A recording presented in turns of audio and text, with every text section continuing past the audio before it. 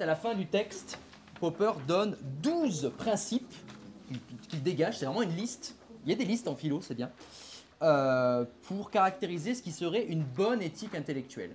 L'éthique intellectuelle pour les fonctionnaires, les intellectuels, les savants, les médecins notamment. Ça fait théologie. Il le dit littéralement. Après, il commence par des références théologiques. Hein. En plus, c'est un peu un jeu pour lui. Pour lui, ce sont des principes. Et on peut en discuter, justement. C'est ça. Si vous voulez, on peut être dogmatique, mais juste quand on dit la truc. Après, avec élégance. Les idées de vérité, de rationalité et de responsabilité intellectuelle sont à la base, conformément à ce que nous avons admis, de deux éthiques professionnelles. L'ancienne et la nouvelle. 36-15. Mais l'ancienne éthique était fondée sur l'idée du savoir personnel, je sais, et certain, et par conséquent sur l'idée d'autorité, comme le prof par exemple à l'école. Que la nouvelle éthique, quant à elle, est fondée sur l'idée d'un savoir objectif et incertain. De cette façon, la manière de penser qui y est attachée est fondamentalement transformée et par conséquent également le rôle des idées de vérité, de rationalité et aussi de probité intellectuelle. L'ancien idéal, c'était de posséder la vérité et la certitude et de consolider la vérité, si possible, par une preuve logique. Pensez à Descartes pour ceux qui ont la ref. Complètement. À cet idéal, aujourd'hui encore, d'actualité, correspond l'idéal personnel du sage. Moi, je dirais du prof. Quand on dit qu'il faut un retour d'autorité à l'école, c'est ça que ça veut dire. C'est moi le sachant, c'est pas vous. Ce serait ça le truc. Pour critiquer, on peut en discuter. Non pas naturellement au sens socratique, hein, là, le sage, c'est le sage au sens platonicien. Là, vous êtes parfaitement connaisseur de cette idée-là. Celui qui sait et qui est une autorité. Le philosophe qui est également roi. Je sais ce qui est bon pour vous, suivez-moi. Le vieil impératif est pour l'intellectuel, sois une autorité. Sache tout dans ton domaine. Si tu es reconnu en tant qu'autorité, ton autorité sera protégée par tes collègues et réciproquement. L'ancienne éthique que je décris nous interdit de faillir, de nous tromper. Une faute est absolument inenvisageable. C'est pourquoi ces fautes ne peuvent être avouées. Comme un prof qui ne reconnaîtrait pas ses erreurs, par exemple. Oui, mais non, mais vous ne pouvez pas savoir. Voilà. Ça vient de ce genre de conception. C'est ma technique, moi. Je n'ai pas besoin de souligner à quel point cette ancienne éthique intellectuelle est intolérante. Hein, parce que bon, c'est moi le sachant. Les élèves sont des imbéciles. C'est ça le principe, en gros. Hein. Elle a toujours été intellectuellement malhonnête, dit Popper. Elle a mené à la dissimulation de fautes en raison de l'autorité, particulièrement en médecine. C'est pourquoi je propose une nouvelle éthique professionnelle, pas seulement d'ailleurs pour les scientifiques. Hein. Je propose de la fonder sur les 12 thèses suivantes par lesquelles je conclus. On les lira si vous voulez à la toute fin, sinon vous pourrez les lire par vous-même. Ce serait très intéressant de savoir si ces 12 sont suffisantes, si vous voudriez en écrire d'autres. On n'aura sans doute pas le temps de le faire, mais ça peut être très très amusant. Hein. On peut se revoir d'ailleurs de manière plus informelle. Concret où ça peut être utile, typiquement à la télé, à l'école, sur des plateaux où il n'y a que des scientifiques. Dans une bureaucratie. Dans une bureaucratie. Quand vous avez besoin d'un papier. Voilà, c'est censé être applicable sur ce genre d'endroit où on a besoin en fait de parler de tolérance et on a besoin d'éviter une forme de dogmatisme où un certain groupe va détenir une façon de voir la vérité ou une façon de voir les événements, ils vont l'appeler la vérité justement. Donc là, moi je pense forcément à toutes les émissions, C'est dans l'air, Pascal Pro, j'en sais rien, enfin voilà. C'est toujours des émissions où c'est très orienté, alors que si vous êtes dans la conception popperienne où il faut avoir un relativisme critique, il faudrait émettre des avis, il faut se forcer à émettre des avis contradictoires et qui ne vont pas dans notre sens. Ou à laisser les avis contradictoires être exprimés. Et pour ça, il faudrait du coup 12 thèses. Enfin, lui, il en donne 12, mais vous pouvez en imaginer beaucoup plus. Les 12. Que si on les applique, nécessairement, on aura une situation meilleure, voire optimale. Un peu à la Protagoras. Un peu. Mais c'est très intéressant que le point de départ, c'est à nouveau le rapport à la faute, à l'erreur. Pouvoir tolérer l'erreur ou accepter la faillibilité de soi. Exactement. Et ça, c'est l'une des thèses du coup. Et c'est là quand même où il est fort. C'est un très beau texte à cet égard. Oui, c'est beau. Ouais. Et l'erreur, c'est l'erreur par rapport à quoi? Une erreur, pensez à même une erreur en mathématiques, une erreur simple. Mais même ça pour là, de ce point de vue-là, je pense qu'il faut vraiment le prendre dans un sens extrêmement large, même une faute morale. On peut se tromper parfois en croyant faire bien, alors qu'en réalité on s'est planté, on n'a pas pris la bonne décision. Je dirais que c'est vraiment ça peut aussi être sur une affaire purement décisionnelle. Parfois en tant que prof, on fait une connerie. C'est pas grave, mais il faut la reconnaître. C'est une vraie difficulté par contre à reconnaître. Trébucher sur un mot. Dans un monde où l'éthique n'a plus lieu d'être, ou quasiment plus lieu d'être. Bah, normalement, le principe c'est quand même que cette éthique ce soit le cas, sinon on est dans la merde. dirait Popper. Si là, il n'y a pas Mais on d'éthique, y est. comme je vous le dis à chaque fois, si là, il n'y a pas d'éthique, rien ne m'empêche. Mais rien ne vous empêche, vous, d'être meilleur, entre guillemets, si tant est que vous ayez une situation de pouvoir, par exemple. C'est ça que dirait Popper. Ce qui est intéressant ici, c'est que là, on est vraiment à l'échelle individuelle de « je suis médecin », par exemple. Quels sont les principes qui font que je serai un bon médecin ou un meilleur médecin? Oui, Même mais si le monde, c'est là où l'éthique est mise à mal par le pouvoir. Absolument. Ah, mais l'idée de Popper, c'est Et justement non. c'est cette Mais- machine en marche qui nous impose de ne plus être tolérant Si tu par es rapport à politiquement ça. ce truc, hein. Mais parce que c'est extrêmement dangereux, extrêmement dangereux. Tout le monde en est conscient. Enfin, tout le monde, enfin, j'espère qu'un certain nombre de 20% de Bah, la population, non? Après ce type de raisonnement, Popper dirait que c'est déjà les prémices d'une sorte de raisonnement totalitaire et intolérant, puisque vous dites, mais ce que je dis, ben, c'est évident, il n'y a pas à en discuter. S'il y a 22 personnes qui sont d'accord pour ça. Donc c'est un vrai problème à cet Là, égard. la question n'est plus de discuter ou de ne pas discuter. La question est que l'éthique sur laquelle se base son raisonnement n'a plus lieu d'être, quasiment. Je force le trait, hein, mais On aimerait que ce soit plus clair. elle est secondaire en tout cas. Ça, on peut dire ça. L'éthique est devenue secondaire. Je sais pas. Est-ce qu'elle n'a pas toujours été? En général, Est-ce qu'elle n'a pas toujours été? Est-ce qu'on n'est pas réduit finalement, un peu comme la bonne parole chrétienne, qui est de dire, bon, il y a des situations de pouvoir entre les hommes qui sont bien réelles, la meilleure chose que nous puissions faire, c'est de révéler les principes éthiques qui pourraient améliorer la situation, et plus, on est un peu coincé. poser Une le cadre. impuissance de la philosophie à cet égard et une impuissance de beaucoup de choses. Laura. Je change un peu de sujet, mais pour prendre l'exemple de la médecine, c'est pas forcément totalement rationnel la médecine. Parce qu'à la fois, il y a le corps est vu comme un objet de connaissance, c'est-à-dire que il y a la physiologie, la pathologie, c'est classé dans des livres, mais aussi on doit prendre en compte le caractère subjectif du corps. Enfin, on ne réagit pas tous de la même façon. Quand on traite un patient, il y a des patients, je sais pas, qui ont des douleurs à certains endroits et d'autres qui auront d'autres douleurs, donc c'est assez subjectif. En fin de compte, il n'y a pas forcément de rationalité. Donc là, pour la médecine, c'est difficile de parler d'erreur ou de faute. il y a quand même des erreurs dans les recherches. Ça a quand même des Il y conséquences. a quand même des conséquences graves. Mais après, c'est pas vraiment une science rationnelle. Enfin, C'est une science empirique, oui. Popper dirait justement, d'où le fait de ne pas être dogmatique avec ses étudiants si vous êtes professeur de médecine, ou encore d'où la nécessité d'écouter par exemple son patient. Beaucoup de médecins, peut-être pas aujourd'hui, je n'en sais rien, ça fait longtemps que je n'ai pas vu un médecin à vrai dire, mais pendant très longtemps, l'une des grandes critiques à la psychiatrie, la psychologie un peu moins parce que c'est plus récent, mais aux médecins, c'était qu'ils n'écoutaient pas leurs patients. Le côté Et c'est paternaliste, notamment le côté paternaliste, mais même le rapport avec les femmes, c'est quelque chose, oui bon, vous avez mal, vous avez toujours mal. Bon, ça c'est un truc qui était C'est quand un même peu très la présent. dérive en médecine, c'est ce côté paternaliste où on peut essayer de trouver un côté rationnel à cela, alors que faudrait aussi faire l'inverse et garder une part de relativisme, si on peut dire. De relativisme critique finalement. Peut-être d'écouter le patient aussi. Oui, voilà, Ce qui est chiant. le patient. Comme le prof doit écouter C'est ses sûr que élèves. si le Et on patient, perd du c'est- temps en le faisant. C'est Sacha, c'est sûr que c'est chiant. Par contre, la critique De quoi de... Je dis si le patient c'est toi, oui, c'est chiant. Oui, oui. Par contre, la critique que fait Popper sur la médecine, c'est une critique sur la recherche en médecine. Ah d'accord. Ok, c'est pas, Pas uniquement, non, Pas- non, pas uniquement. Hein. pas uniquement, Je mais pense vraiment pas. Hein. le caractère scientifique de la médecine. Voilà. Et aujourd'hui, il y a beaucoup de thèses qui commencent à monter petit à petit. Le livre qu'on a lu, par exemple, c'était Medical Nihilism. C'est un mec qui s'appelle Stegenga. Stegenga, ouais. C'est un mec qui montre, en faisant des analyses très poussées de méta-analyse sur la médecine, que beaucoup de conclusions qu'on en tire, très probablement, je dis bien très probablement, ne sont pas bonnes ou ne devraient pas être tirées de cette façon-là. Parce qu'il y a énormément de biais en sciences, dans les sciences empiriques. Les métadonnées peuvent être bourrées d'erreurs statistiques et vous pouvez avoir des cohortes en fait, statistiques qui sont très localisées sur un ensemble statistique que vous connaissez pas qui est plus grand en fait. Et il y a beaucoup d'éléments comme ça qui montrent qu'il y a très peu de médicaments par exemple qui sont efficaces. C'est souvent. Après, il y a l'effet placebo. Donc l'effet placebo, il peut marcher pour certains patients et c'est pas mal. En fin de compte, Je parle même en dehors de ça, des trucs qu'on a prouvés. Des articles qui ont démontré qu'il y a une efficacité.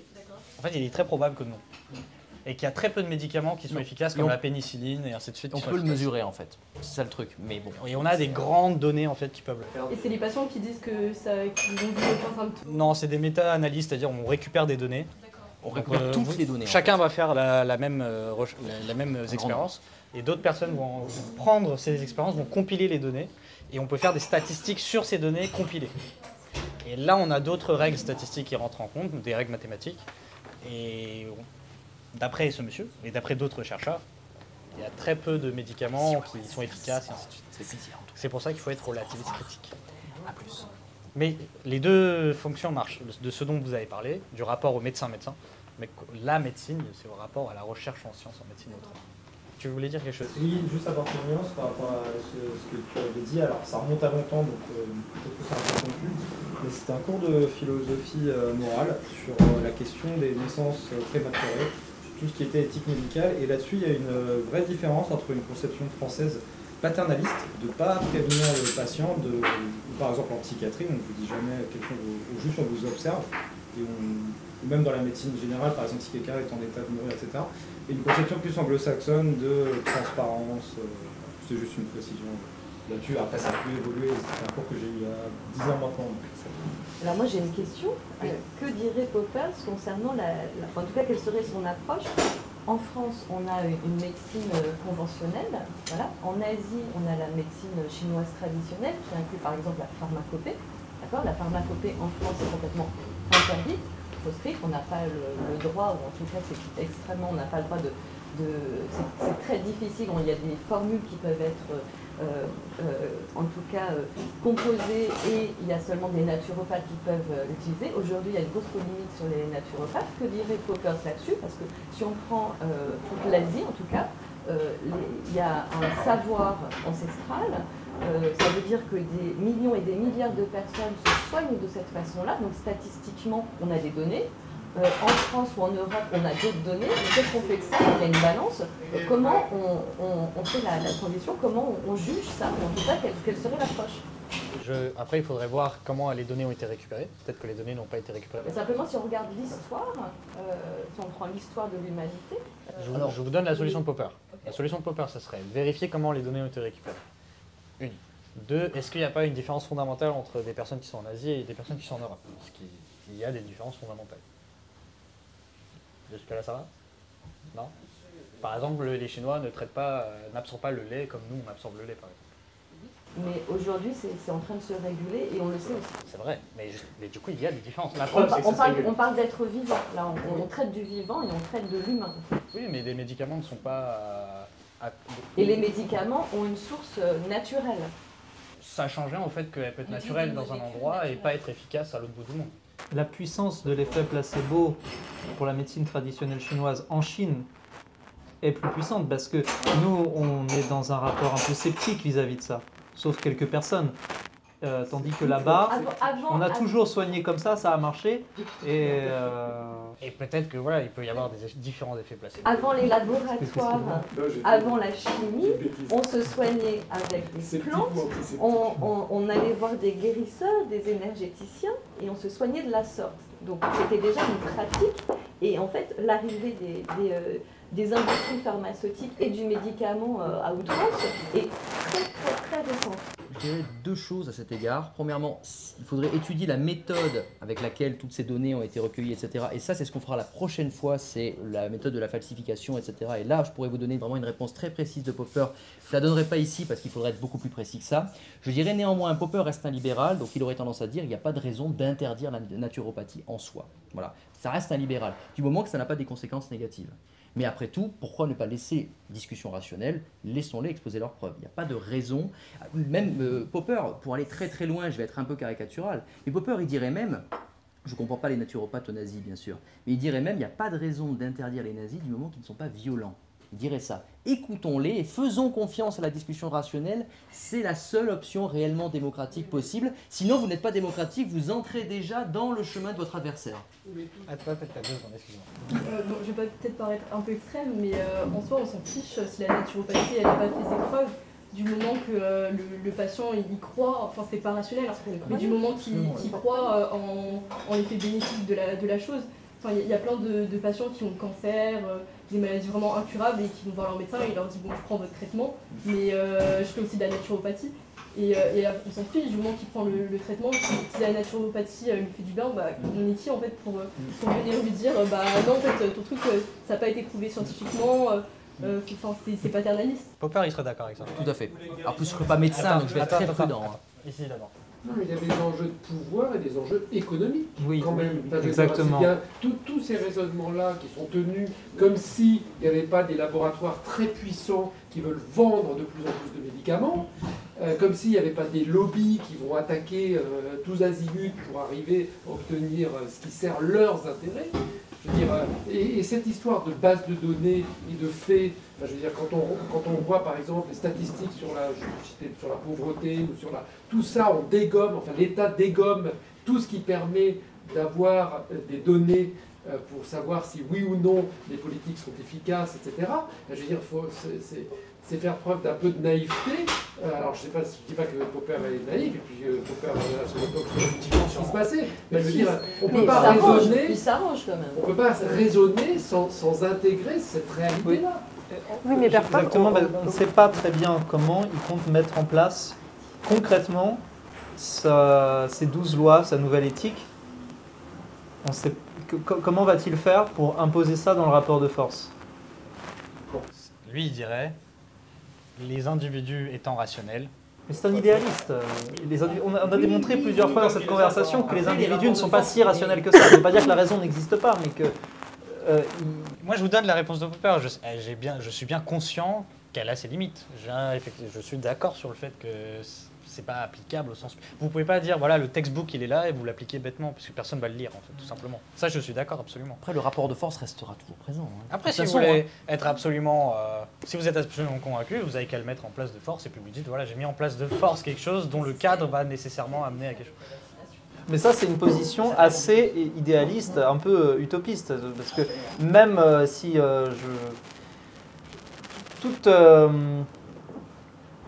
toute personne qui proposerait un système idéal, et ensuite vous dire, voilà, les moyens sur comment concrètement on va y arriver, vous vous démerdez avec ça, c'est voué à l'échec, parce qu'il n'y a que la situation concrète, on peut faire qu'avec ce qui est accessible. Pas son système, s'il va contre les lois du marché, par exemple, il ne peut pas être mis en place. Il y a des cas où vous pouvez faire. Par exemple, les médias. Là, vous pouvez le mettre en place, parce qu'il y a quand même une institution qui contrôle les médias. Mais très difficilement. Là, par exemple, ils sont en train de faire des choses. Je n'ai pas dit que c'était efficace pour l'instant. On verra ce que ça donne. Tu penses à CNews, par exemple? Par exemple. Mais je ne pense pas que ça va arriver, honnêtement. On verra. Et si ça arrive, ça ne changera rien. Bah, s'ils décalent sur la chaîne numéro 300, ça va changer quelque chose pour eux quand même. Peut-être, Qui a intérêt d'enlever... Justement, le rapport de force pourrait faire qu'en appliquant la méthode popperienne, les éléments qui sont contre ces monopoles en fait, d'information, de chaînes d'information, on pourrait, en appliquant ces méthodes-là, c'est ce qu'ils font quelque part, hein, le fait de confronter en fait en permanence les gens à leurs idées. Oui, mais qui détient ces chaînes voilà, de qui a le télévision? pouvoir? Qui a le pouvoir? Des milliardaires. Vous voulez qu'on donne des noms? On y va. Non mais je pourrais faire remarquer quand même que là CNews a quelques problèmes avec l'Arcom et ainsi de suite, peut-être à l'aide de principes qui sont assez proches des principes popperiens. C'est-à-dire que globalement, ils ne respectent pas les principes de la discussion rationnelle que nous sommes en train de discuter. Bon, ils les donnent à un moment, c'est un texte qu'on a... C'est la raison pour Oui, mais laquelle l'Arcom a été c'est prise, comme hein. ça qu'on arrive à C'est les comme ça attaquer qu'ils aussi. ont- Si on n'avait pas ces principes, on mais pourrait pas les aucune attaquer. chaîne ne le respecte. Ah ben ça, on est C'est d'accord. pour ça que ça a Vous été... êtes marxiste. Mais vous n'avez pas tort. Hein. Je le crois vraiment. Au fond, CNews est un peu plus sincère que, je ne sais pas, BFM ou France Info, qui en vérité se cache toujours derrière le fait d'être neutre. Mais quelqu'un qui déclare tout le temps être neutre, être dans l'objectivité, je sais que j'ai affaire à une personne absolument idéologique et qui est tellement idéologique, c'est convaincu que c'était naturel, que c'était la seule voie possible. Oui, parce qu'ils croient, ils ne sont pas convaincus de leur faillibilité, justement. Exactement. Voilà. Donc, Oui, premier principe, poppérien, appliquons-le. On arrive quand même, grâce à Popper, à les démasquer quelque part. Et ça, c'est quand même intéressant. Il y a quand même une démarche. Mais à quoi ça sert de les démasquer si la situation ne change pas? Bah, tout le monde ne serait pas d'accord que c'est neutre. Hein. Tout le monde, il y a des gens qui diraient que France 2 c'est Ils neutre, sont quand par même exemple. passés Hein. devant une commission parlementaire. Mais qui vous dit qu'il ne se passera rien? Qu'est-ce qui vous fait croire qu'il se passera rien? Puis s'il ne se passera rien, on saura que c'est vraiment un rapport de force. Enfin, on a un moyen de mesurer, on a un moyen on arrive à faire les niveaux si vous voulez. J'ai pas dit que tout est positif. Maintenant de là à Non, mais voir non, on est que pas- rien ne se passera, c'est quand même il y a un juste milieu entre les deux, on va dire. Qui est plus proche de rien, je suis d'accord, mais il y a un juste milieu. C'est de la poudre aux yeux. Mais après, si la solution c'est venez, on va prendre la chaîne, on décapite les milliardaires et on prend leur position, c'est pas une solution aussi, parce que l'étape d'après, c'est les autres qui vont faire pareil sur nous. Donc quand est-ce que ça s'arrête? Quand est-ce que votre idéologie sera nécessairement la plus dominante et hégémonique en fait? Le but étant d'éviter la violence, ça c'est le point vraiment très important de ce texte aussi. Le partage du Sinon, c'est pouvoir, c'est intéressant, il me semble. Je suis d'accord. Donc pour éviter que personne ne devienne hégémonique, il faut accepter un cadre. Mais il y aura toujours penser quelqu'un qu'à- avec l'hégémonie. C'est bien le problème. Non, c'est pas un problème, c'est une vérité. On peut... surtout. Oui, c'est un problème si vous voulez, mais il faut vous réconcilier avec le réel, quoi. C'est-à-dire que Popper doit se réconcilier avec le réel, pardon, parce que il y aura toujours un Léviathan, quoi qu'il arrive. C'est bien le problème. Il n'a proposé aucune méthode sérieuse pour créer une société sans Léviathan. Bah, lui, il en donne pas. Non, mais- Donc, c'est déjà pas mal déjà. Lui il dirait, peu importe, la question c'est quel principe suit le Léviathan? Pensons ceci. Le Léviathan n'a pas à être totalitaire par exemple. Puis, Mais le Léviathan n'a pas de principe. Parce pour que Popper il devrait en avoir, il les donne ici. il n'y en a jamais eu. Ah ça c'est notre problème. Parce que là, pour une fois, j'ai pas cité Marx, j'ai cité Schmitt qui disait quelque chose dans le genre, est souverain celui qui décide de l'état d'exception. C'est-à-dire, si vous êtes au pouvoir, c'est parce que les règles que vous imposez à la société, vous pouvez les rompre vous-même. Par exemple, le droit international, on voit très bien qu'il y a certains pays, les États-Unis, qui n'ont pas à respecter le droit international. Mais peut-être que sans un Léviathan comme les États-Unis, on n'aurait jamais eu même cette question du droit international ne serait jamais posée. Mais c'est-à-dire que partout où les relations de pouvoir existent, celui qui détient le pouvoir, c'est celui qui n'a pas respecté ses propres règles. Après, est-ce que cette situation n'est pas meilleure que s'il n'y avait pas une cour pénale internationale, par exemple? Alors, je dis pas que George Bush ne devrait pas y être, par exemple. Cette cour pénale internationale existe, il faudrait qu'on donne, je ne sais pas moi, la plus grande armée du monde à l'ONU. Et encore, Parce qu'il faudra qu'elle puisse intervenir pour faire respecter sa loi. Par exemple, vous savez que dans le droit des États-Unis, et ça s'impose avec l'extériorité du droit américain, qui est une absurdité, si la Cour de justice internationale décide d'arrêter une personne, et bien les États-Unis s'autorisent à intervenir militairement pour récupérer cette personne et même envahir le pays qui aurait décidé de l'arrêter. Si on décide de dire Joe Biden doit être arrêté, et le Luxembourg l'arrête, et ben les États-Unis envahiront le Luxembourg pour libérer Joe Biden. C'est vrai, mais comment dire? Parce que, comme là l'heure tourne et qu'on va devoir arrêter là-dessus, finalement le gros problème c'est que Popper ici parle d'autorité, peut-être qu'au fond ce n'est qu'une question de pouvoir, en réalité, soyons un peu foucaldiens ou que sais-je. Mais je dirais quand même, pour défendre Popper un petit peu, puisqu'on est dans une perspective popperienne, ce n'est pas parce qu'il y a un fait de pouvoir qui existe, et qui est bien réel, qui est que, moi quand je suis devant une classe, j'ai un pouvoir sur ces élèves-là, ce qui pose un certain nombre de problèmes. Ce n'est pas parce que de fait c'est une situation de pouvoir, même toute petite, c'est pas parce qu'il y a une situation de pouvoir qu'on n'a pas à penser les limites éthiques, mais aussi institutionnelles qui peuvent la limiter finalement. Vous voyez ce que je veux dire? Parce que sinon, finalement, la seule option, pas la vôtre, je sais bien, mais la seule option, ce serait de dire qui a le pouvoir. En fait, qui est Et si fort. c'est pour faire la même chose, moi je m'en fous, quelque part. Vous voyez ce que je veux dire? Pourquoi ce serait la même chose? Si c'est toujours le même rapport au pouvoir, franchement, je ne suis pas forcément certain que la situation s'améliore. Ne résulte pas nécessairement dans les mêmes... question est la question de l'impuissance extrême des idées. C'est-à-dire que là, on est en train de discuter de de l'intérêt d'avoir des échanges, des confrontations, des machins, mais il y a énormément... il y a une impuissance des idées aujourd'hui. Ça dépend des idées. Par exemple, les idées racistes ont bien marché. Les idées scientifiques ont bien marché. Ça dépend des idées qui servent ou pas les intérêts des uns et des autres. Si on prend l'UNESCO, par de ceux qui ont le exemple, pouvoir, par exemple. l'UNESCO est là pour prôner justement des idées de paix, de respect, on parle de PCI et de PCM, d'accord? Mais aujourd'hui, alors que l'UNESCO existe uniquement parce que les ONG existent, et c'est grâce aux ONG que l'UNESCO existe, aujourd'hui, si un État membre décide qu'une ONG doit sortir parce qu'elle est gênante, elle est exclue d'office. Et ça a été le cas encore récemment, ça a commencé l'année dernière, et au fur et à mesure, si un État membre dit « bah non, moi ça me dérange », comme ça, sans préavis, l'ONG est dégagée. Alors qu'est-ce qu'on fait de ça? Ah mais on se heurte à la question du pouvoir, mais ça je suis bien d'accord. En fait, qu'il y ait des gens qui abusent du pouvoir, des règles, n'implique pas qu'il faille mettre plus de règles ou moins de règles. En fait, ça n'implique rien. Ça implique juste qu'il y a des idiots et des connards. C'est tout ce que ça implique. Le fait qu'il y ait des gens qui agissent mal, c'est juste qu'ils agissent mal. Mais ça permet quand même de penser qu'il peut y avoir des abus de pouvoir, sinon vous considérez que c'est normal. Vous pouvez trouver des cadres de système quand même, avec des idées ou pas. Là, normalement, ce sont des idées quand même, parce que ça découle de principes, où vous allez estimer ou avoir des situations plus optimales, où vous allez limiter ce genre de situation. Le fait qu'il y a des gens qui font ça, on est bien conscient qu'ils sont en train de faire ça, c'est bien parce qu'ils font ça qu'on est obligé de mettre en place des règles. Oui, mais là, il n'y a plus de règles, puisque l'UNESCO, qui est là pour défendre les droits de tout citoyen, de tout représentant de l'humanité, est en train de faire l'inverse. Et c'est aux agents qui sont... Parce que l'UNESCO est certes une entité, mais il y a bien un agent décisionnaire là-dedans. Non, le seul agent décisionnaire, c'est l'argent. Et depuis que les États-Unis s'est retiré de l'UNESCO, il y a une enveloppe qui n'existe plus. De fait, des États membres ont pris un peu plus de pouvoir et donc donnent un peu plus d'argent et donc font la pluie et le beau temps. Voilà. Mais il n'y a plus de décisionnaire et il n'y a plus personne à la tête de cet organisme. Mais vous voulez contrebalancer comment? En mettant plus de pouvoir dans l'autre sens? Justement, je ne sais pas. Les idées sans argent... Il nous faut un milliardaire de gauche. Voilà, bah, peut-être oui. On va le trouver. Dans l'actualité, là récemment, il y avait l'interdiction du tabac au Royaume-Uni pour les générations les plus... Voilà.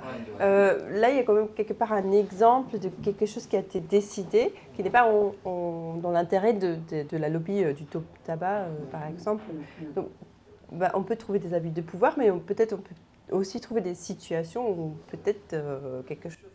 Parce que tout ce qui a été fait contre le tabac, c'est vrai que... De cette loi, mais juste un exemple, qu'il y a aussi d'autres situations. Ça peut-être... Il va falloir qu'on arrête. Je suis vraiment désolé. Les discussions doivent prendre fin. Mais vraiment un grand merci d'être venu. Un grand merci. Merci.